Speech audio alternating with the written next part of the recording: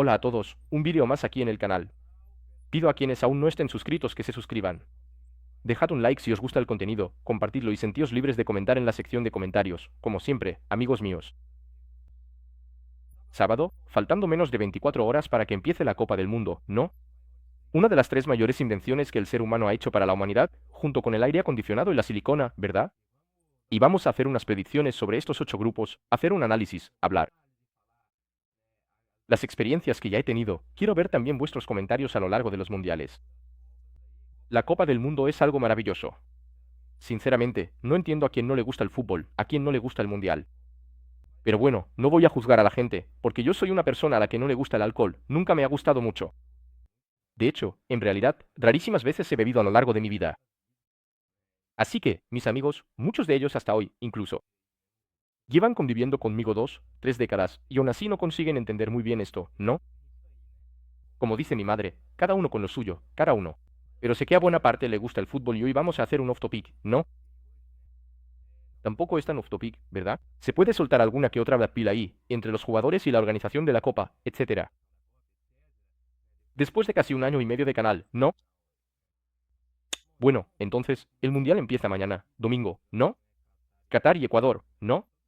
Sobre esto de que Qatar haya sido elegido, lo que me parece curioso, ¿sabes? Es que la gente se queda. La gente en general, ¿no? Ah, ¿cómo es que eligieron ir? Así, la gente está todo el tiempo diciendo, que la FIFA es corrupta, que no sé qué, que el fútbol es dinero, etcétera, y luego eligen a Qatar, que es, vamos, la representación material de todo eso, ¿no? Sería la elección de un país como Qatar para el Mundial. Y, de hecho, eso no es ninguna denuncia sensacionalista ni nada por el estilo. Hubo el tema de los trabajadores, muchos de los cuales murieron en condiciones insalubres. Y tal, fue algo feo allí, pero, en fin, es la gente. No sé cómo pueden sorprenderse tanto por algo que repiten todo el tiempo.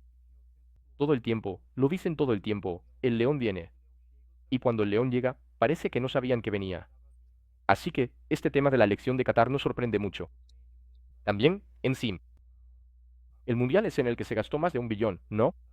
Mucho más de lo que gastó Rusia, de lo que gastó Brasil o Sudáfrica.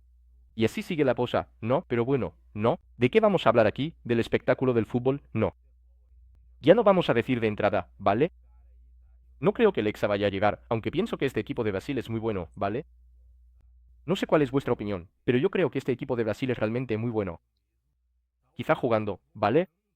No hablo sobre el papel, porque sobre el papel en 2006 era espectacular, ¿no? Pero fue después de aquella Copa Confederaciones. Allí, los tíos no jugaron nada más, aquella que fue 4-0 o 4-1 contra Argentina en 2005. Así que, sobre el papel en 2006, era sensacional. Solo que jugando no cuajó en el primer partido. Allí, contra Croacia, en 2006, todavía me acuerdo hasta hoy, el titular de Blogo.com fue, ganó, pero no convenció, con un golazo de Kaká desde fuera del área. Ahora, esta selección y los chavales están volando. No, mira, yo nunca he sido muy fanático de la selección brasileña, la verdad. Soy del Cruzeiro, nada más, pero me encanta el fútbol, me encanta el Mundial. Pero mi pasión verdadera es por el Cruzeiro. Ahora, el Mundial. Me gusta ver todos los partidos y, muy probablemente, lo haré otra vez en este. Siempre organizo toda mi rutina para poder ver prácticamente todos los partidos. Eso. Recuerdo que mi primer recuerdo de un Mundial fue el del 98. El del 98 lo tengo muy presente, Brasil perdiendo contra Francia 3-0. Estaba en casa de una tía mía y estaba toda la familia allí. Recuerdo el ambiente de luto que fue ese 3-0 de Francia. Ese Mundial del 98 fue muy bueno, hubo partidos realmente inolvidables. Recuerdo al jugador de Rumanía tiñéndose el pelo de amarillo, Jamaica en el Mundial. ¿Quién sea más veterano? Se acordará de que en ese Mundial estaba Yopa, que luego Nestlé acabó comprando los helados Yopa, que había allí. Tenían unos palitos que venían en los helados Frutili, si no me equivoco, también de fruta, y coleccionabas las selecciones. Madre mía, aquello costó un montón conseguir completarlo. Me pasaba pidiéndole a mi padre que comprara helado todo el rato y no sé qué más, e intercambiando los palitos verdes. Recuerdo que hace algunos años, bueno, bastantes años en realidad, no, había una. Mis padres tenían, de hecho aún la tienen, pero ahora la tenemos alquilada. Tenían una casa de veraneo, no, y un grupo de chavales. Allí, entraron pero ni siquiera fue para robar nada, porque estaba vacía, casi no había nada. Pero una de las cosas que había era esa colección de palitos del Mundial del 98, unos tazos que tenía, también bastante antiguos, de ping-pong, de chicle, ¿sabes? Algunos de Elma Chips también, ¿no? Tazo Pokémon, ¿no? Y al final robaron esa colección de palitos del 98. Eso, que para mí tiene un valor incalculable, me quedé muy triste hasta hoy, lo echo de menos. Los chavales entraron allí, lo invadieron todo y acabaron llevándoselo.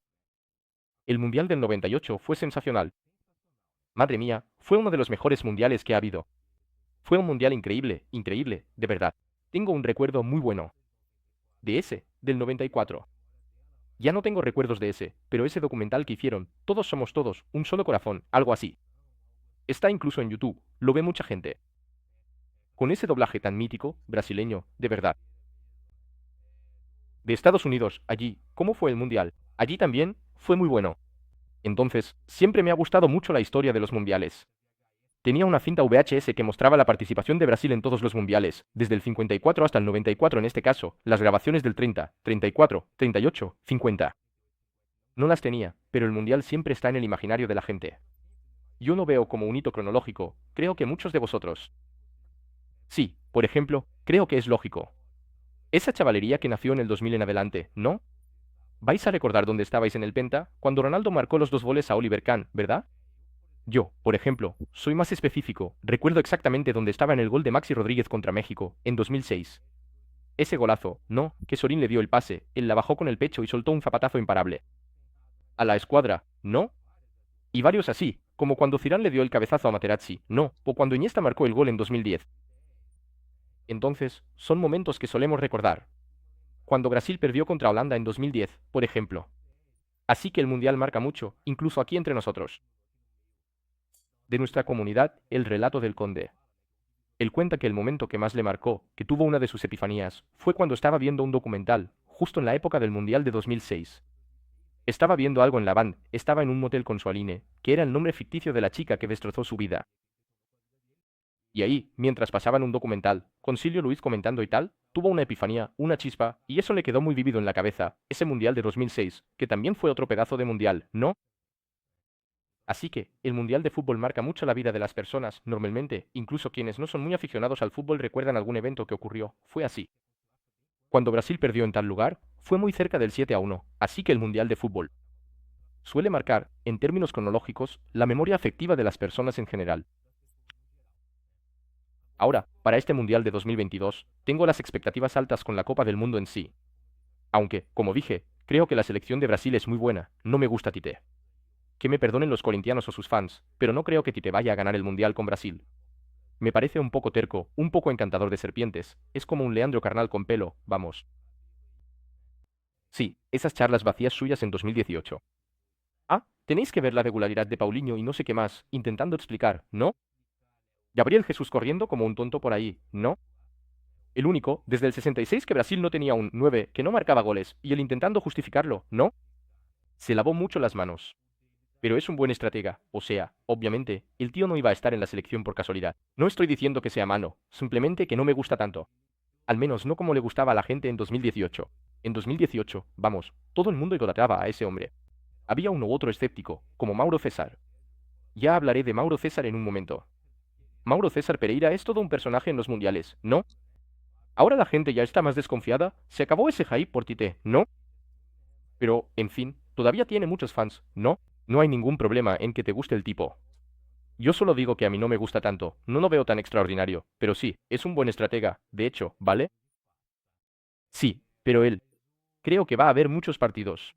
Bueno, ¿vale? Ya en esta primera fase hay algunos grupos equilibrados, ¿vale? El partido de mañana ya está ahí, ¿no? Faltan menos de 24 horas para el Mundial, ¿no lo crees? Comencemos la emoción ahora mismo. Está bien, y, por supuesto, después un montón de chicos vendrán aquí diciendo, vaya, Trunks, te equivocaste, tú hiciste esto, o dirán que en realidad vine del futuro, pero, seamos francos, no creo que Qatar vaya a perder contra Ecuador mañana, ¿de acuerdo? Creo que Qatar empatará o ganará. La gente no lo sabe, pero Qatar es el campeón asiático. En este grupo no es tan saco de boxeo, al menos en teoría, no lo será tanto como la gente piensa, en mi opinión, ¿vale? Creo que Qatar no pierde. Su debut es mañana contra Ecuador. Países Bajos viene muy fuerte, ¿vale? Países Bajos viene muy fuerte. Es una selección de la que nadie está hablando mucho. La gente solo se acuerda de Van Dijk y tal, porque realmente es el mejor defensa del mundo, tío. Es un monstruo, ¿no?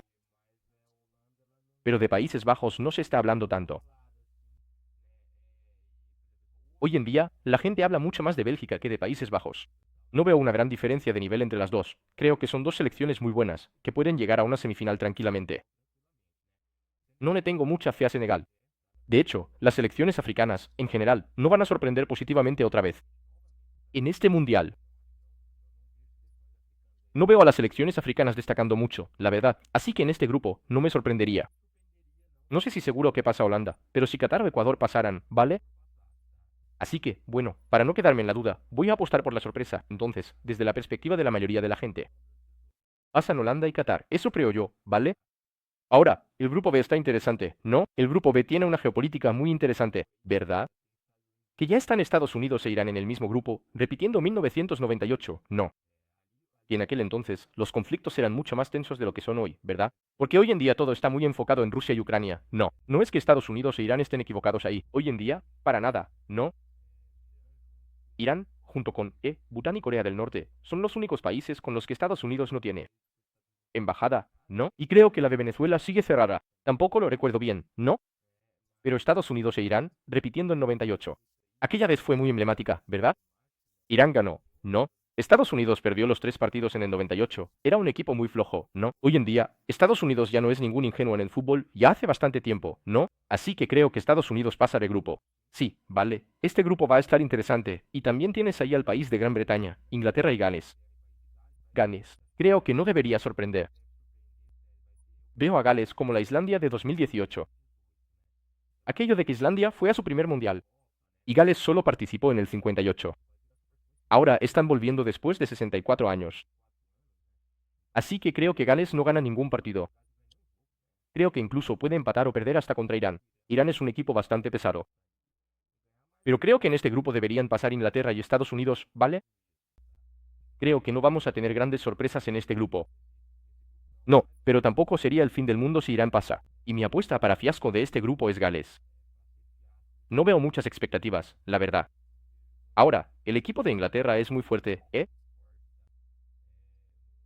Veo a Inglaterra y a Brasil en niveles parecidos, ¿vale? Creo que Brasil incluso tiene más jugadores que están en un gran momento. De los 26 convocados de Brasil, si lo miras, ninguno está apagado, salvo Daniel Alves, ¿no? Pero vamos, todos están bien. Vale, Danilo ya ha jugado mejor, la gente puede decirlo, ¿no? Pero, joder, ese Martinelli está volando, tío.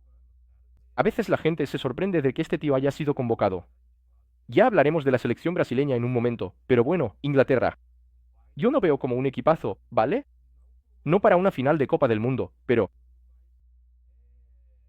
es un equipo muy fuerte, de verdad. Inglaterra, no sé, creo que nunca más van a ganar el Mundial. Solo fue en el 66 y nunca más lo ganan. Grupo C, ¿no?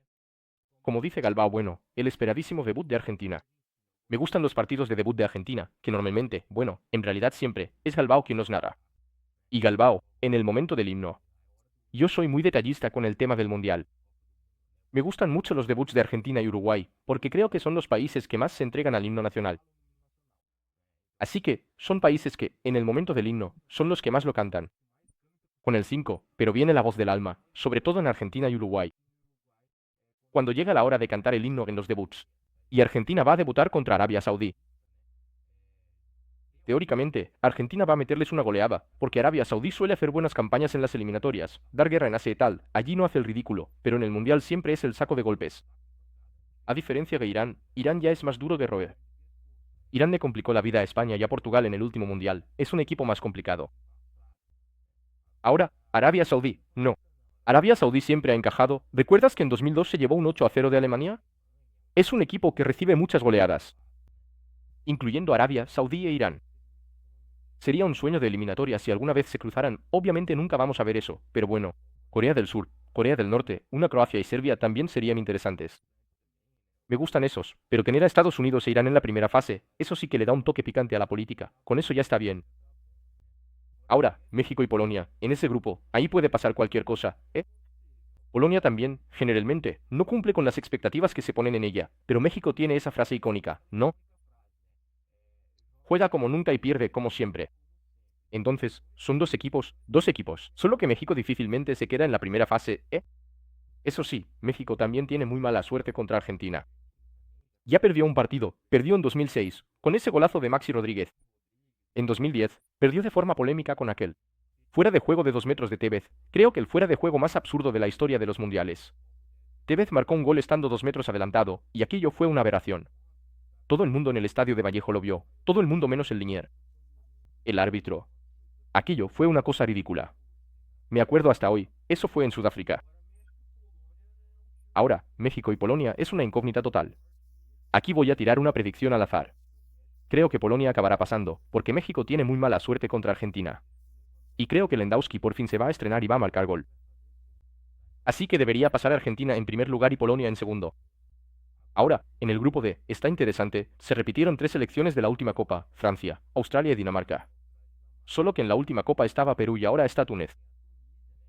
Túnez es otra selección que en África da guerra, le va bien en las copas africanas, pero en el Mundial siempre decepciona. Igual que Arabia Saudita en Asia. Túnez siempre lo hace muy bien en África, tiene un equipo sólido, pero ya se ha llevado una paliza de Brasil. En un amistoso. Y debería ser un fiasco. Creo que Dinamarca pasa en primer lugar en este grupo, ¿vale? No creo que Francia vaya a pasar en primer lugar.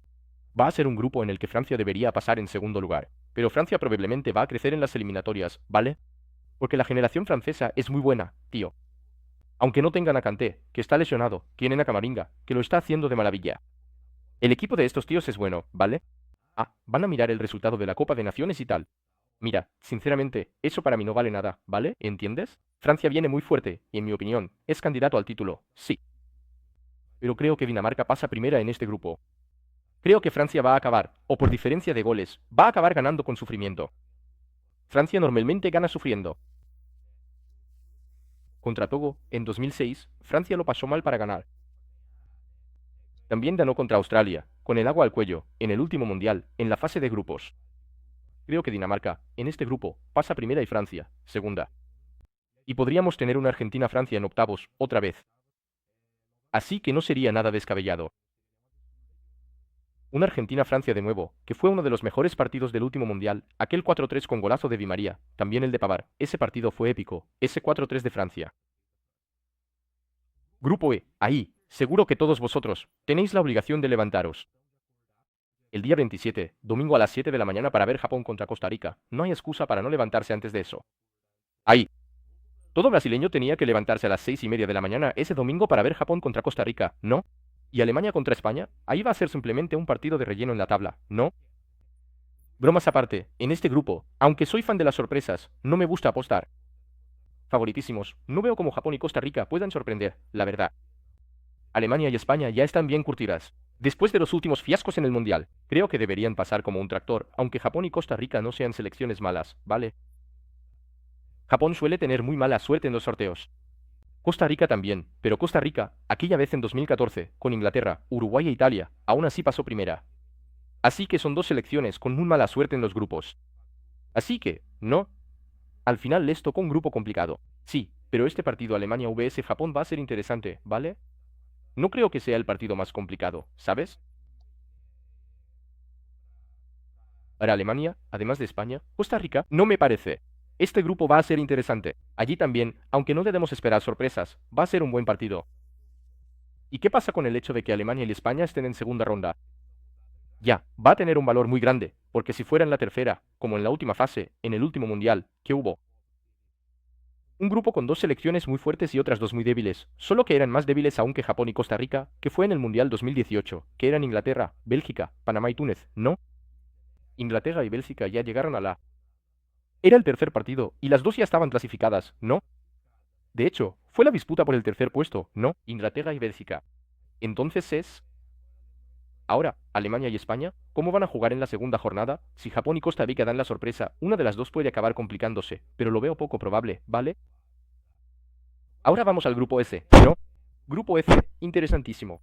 En este grupo, creo que Canadá puede ser la sorpresa y queda al segundo, ¿vale? Croacia es una selección impresionante. Recuerdo que Croacia. Recuerdo que en el Mundial del 98 hubo varios debutantes, ¿no?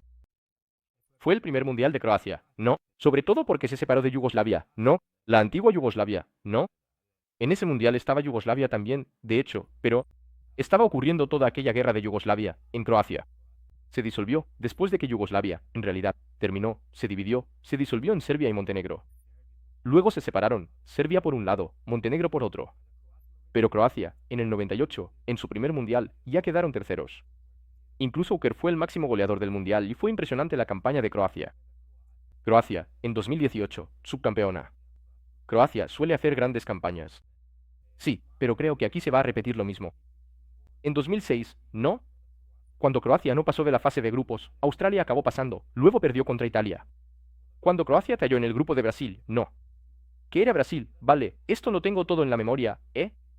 No estoy mirando la Wikipedia ni nada, de verdad. Mi memoria para resultados de fútbol y manos de póker, para discutir con los amigos, es muy buena, de verdad.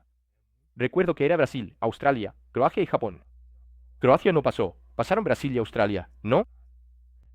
Y ahora, Bélgica, Marruecos, Croacia y Canadá. Yo creo que van a pasar Bélgica y Canadá, Canadá. Creo que va a ser la gran sorpresa de este mundial, ¿vale? Es que, mira, está David, también está Davis, ¿no? David del Levy Davis del Bayern, ¿no? Son selecciones. Son jugadores muy buenos de Canadá, ¿sabes? Pasaron volando en la CONCACAF. Y creo que Canadá puede acabar dando la sorpresa, sí, en este mundial, ¿eh? Así que, pasar a una segunda fase, ¿no? Y creo que Croacia no va a repetir el 98, no va a repetir el 2018, ¿eh? Creo que se acabó. Creo que Croacia ya está saturada, ¿no? Ya dio lo que tenía que dar como selección. Y creo que Canadá puede ser una auténtica sorpresa, sí. Aunque Marruecos probablemente no pase de fase. Pero creo que Marruecos no va a hacer ningún papelón, ¿vale? Creo que Marruecos va a pelear caro, ¿eh? Todos los partidos contra los tres, incluso contra la propia Bélgica, que es la gran favorita del grupo, ¿vale? Entonces, creo que Croacia realmente ya está saturada. No, su generación ya dio lo que tenía que dar. Creo que no pasan de la primera fase y que Canadá va a sorprender en este grupo. Eso es, ¿vale? Ahora, vamos con el grupo de Brasil. Brasil probablemente va a pasar primero. No sé si pasa con 9 puntos, quizá con 7. Serbia tiene una generación muy buena. Hay algunos jugadores destacándose en Serbia, en el fútbol europeo. Suiza ya no es esa Suiza que siempre pasaba de ronda, el cerrojo suizo. Creo que Suiza no debería sorprender ahí. Camerún, como dije, no confío en que ninguna selección africana vaya a pasar de la fase de grupos. Camerún no debería ser diferente, ¿vale? Creo que van a pasar. Brasil y Serbia, ¿vale? No va a ser el fin del mundo si Brasil empata en el debut contra Serbia. Difícilmente Brasil pierde, ¿vale? Muy improbable, de verdad. Solo si haces una cagada, de verdad. Pero creo que Brasil o empata con Suiza o empata con Serbia. Contra Camerún, Brasil debería pasarles por encima como una apisonadora. Pero creo que Brasil no va a pasar con 7 o 9 puntos. Brasil, sí, es candidato al título, pero creo que no va a ganar. Creo que no gana, que Brasil no va a ser el campeón, de verdad.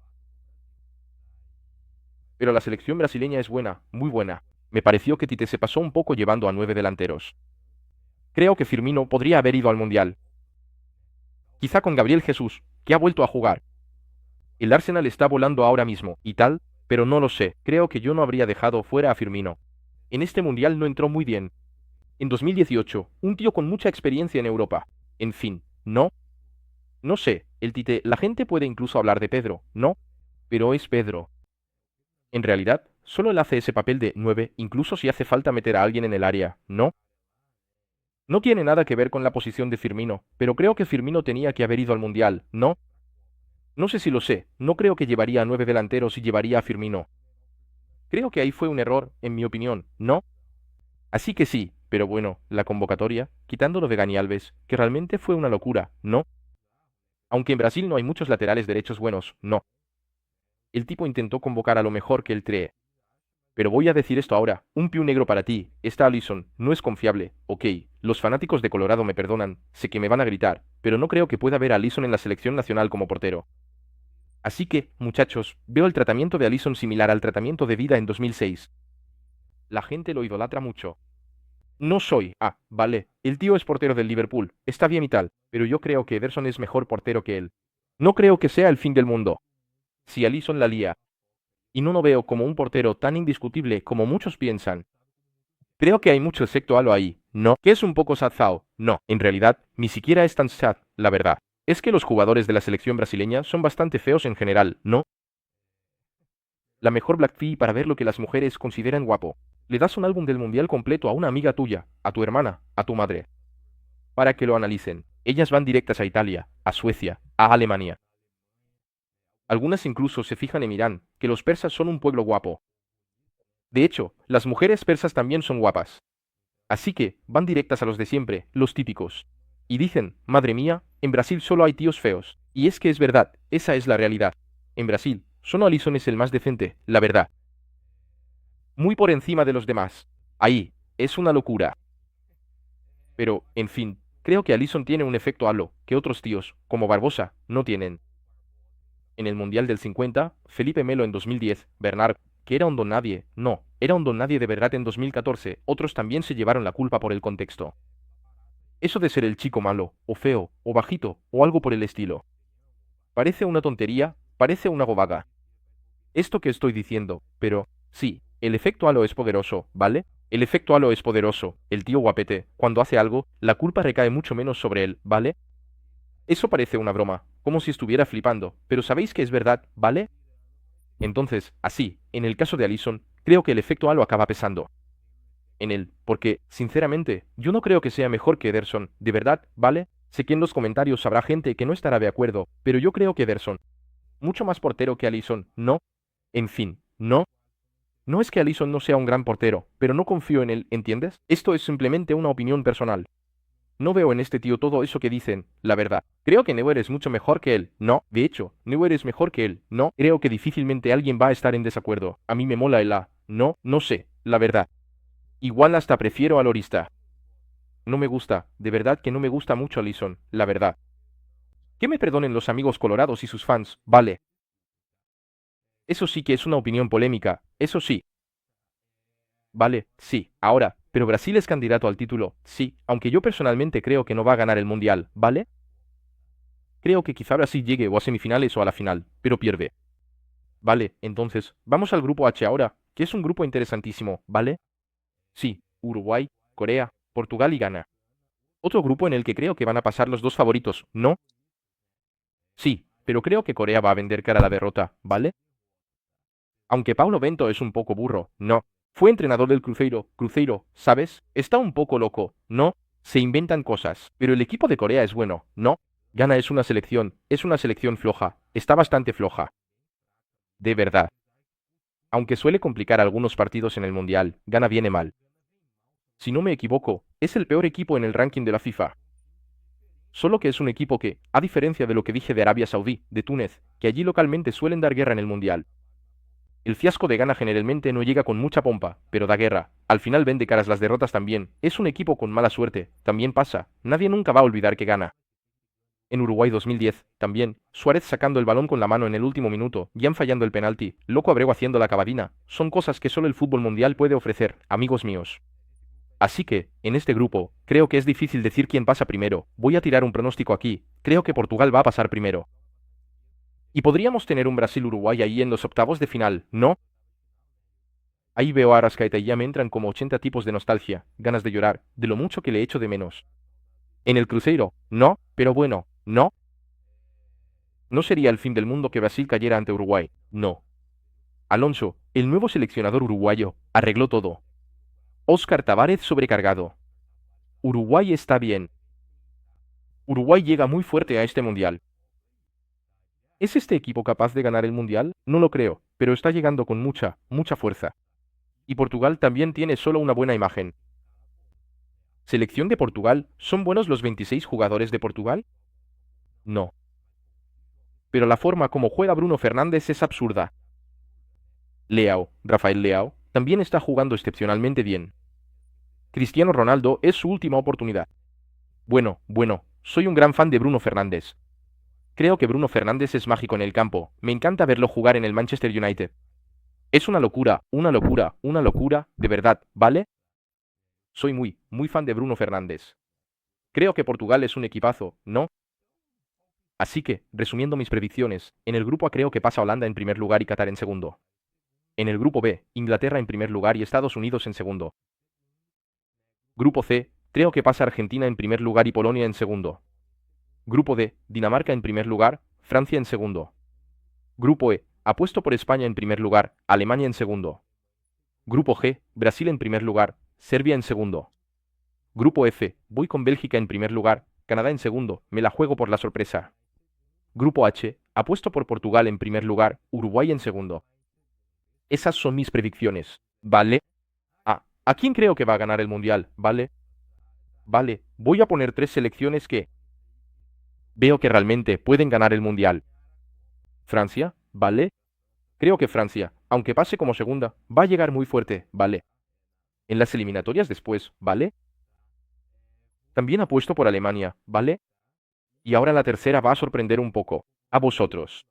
Países Bajos. Creo que será Francia, Alemania o Países Bajos quien gane el Mundial, ¿vale? Como he dicho, creo que Brasil es muy fuerte. Realmente es el mejor equipo desde 2002 jugando, pero no creo que gane. No sé, Tite no me convence. No, no puedo. Tampoco veo a España. Es una selección que se ha renovado, pero tampoco la veo ganando. Argentina e Inglaterra tienen mala suerte en las eliminatorias. Tampoco creo que vayan a ganar. Y Uruguay y Portugal, aunque son dos equipos muy fuertes, no tienen el ímpetu para ganar un mundial, así que el título queda entre Francia, Alemania o Países Bajos. Si tuviera que mojarme y elegir una definitiva, creo que Francia va a ganar otra vez. Creo que Francia va a ganar otra vez. Pero ahí, entonces, queda entre Alemania y Países Bajos. Ahí, entonces, como candidatos al título también, ¿vale? Creo que Países Bajos puede ser la gran sorpresa para ganar el Mundial. Eso, ¿vale? Es una selección que ha estado trabajando en silencio, siempre muy seria en cada fecha. Creo que Países Bajos realmente puede sorprender, ¿no? Pero creo que Francia sigue siendo la principal favorita al título. Eso, ¿no? Entonces, esas serían mis grandes predicciones. Ahora quiero ver las vuestras también, ¿eh? Y el Mundial es eso, ¿verdad, gente? Es eso, hay mucho. Mucha teoría del caos, madre mía, el Mundial es un mar de teoría del caos, de aleatoriedad. La cantidad de golpes de suerte que hay es una cosa. Es una locura, ¿verdad? El Mundial de 1966, ¿no? Aquel. Inglaterra venció a Alemania en la final. El partido estaba empatado. Tiempo extra, ¿no? Esa obra icónica, ¿verdad? Reina Isabel, no. Estadio, 96.000 personas. En Wembley, ¿verdad? Esa cosa. ¡Wow! ¡Qué locura! ¿Y qué pasa con el jugador inglés? Allí fue y marcó el gol. Creo que era Bert, no recuerdo su nombre ahora, ¿verdad? Pero él marcó un gol, el balón no entró y el linier lo dio por válido, ¿no? Y así, muy irónicamente, 44 años después, en el Mundial de 2010, ¿verdad? Ese Alemania contra Inglaterra, que Alemania acabó ganando 4-1, pero Alemania abrió 2-0, Inglaterra empató, solo atacaba Inglaterra, 2-1, presión, y entonces Lampard mete ese golazo, no, que el balón entró claramente, ¿verdad? Y el linier no lo dio.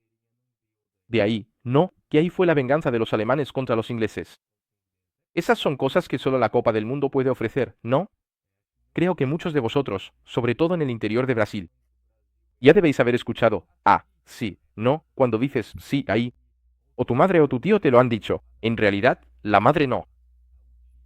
El tío, tu abuelo o tu padre lo dijeron. Si Fico hubiera marcado el gol, Brasil habría ganado la Copa. Aquel penalti que Zico falló al final, contra Francia, en el 86. Luego el partido terminó empatado y Brasil perdió en los penaltis. Después, Zico incluso marcó el suyo después en los penaltis, pero Francia ganó en los penaltis. Si Zico hubiera marcado el gol, también es algo muy icónico. Cosas que solo el Mundial del mundo no puede proporcionar. Una vez leí la biografía de Puskás, ¿sabes? Muy buena, por cierto, la compré en estante virtual. Eso solo lo vas a encontrar en una librería de segunda mano. Es un libro del 98, ¿sabes? Y aquella selección de Hungría, estuvieron 6 años así, sin perder un solo partido. Y el único partido que perdieron fue la final del Mundial del 54, contra Alemania, a quienes les habían metido un 7-3 en la fase de grupos, y al final se cruzaron en la final. Y Hungría perdió contra Alemania por 7-3 en la final. No, fue una cosa muy loca. Perdón, perdió 3-2 de remontada. Vale, le había ganado 7-3 a Alemania en la fase de grupos y, en la final, Hungría acabó perdiendo 3-2 contra Alemania. Hungría se puso 2-0 arriba y se fueron al descanso. Empezó a llover, ¿sabes? Y Hungría, la única dificultad que tenía Hungría era jugar bajo la lluvia. No, el mundial era en Suiza y entonces Alemania, en 8 minutos, le dio la vuelta. ¿No? Y Hungría no ganó el Mundial, ¿sabes? Con aquel equipo y, en esa época, el régimen comunista estaba en su apogeo, en Hungría.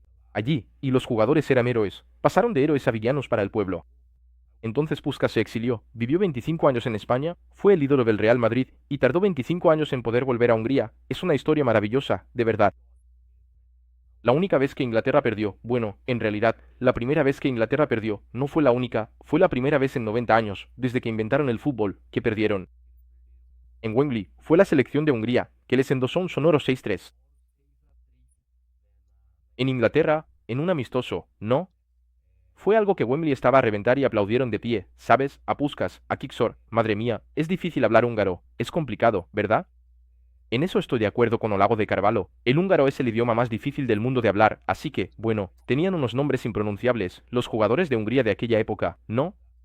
Y uno de los jugadores de Hungría era amigo de la infancia de Puskás, crecieron en el mismo bloque de viviendas que era muy común en aquella época del régimen comunista en Hungría. Entonces, Hungría le ganó a Inglaterra en Wembley en 1953. La primera derrota de la historia de Inglaterra en casa. Y ese partido incluso está, consiguieron colorearlo y lo subieron a YouTube.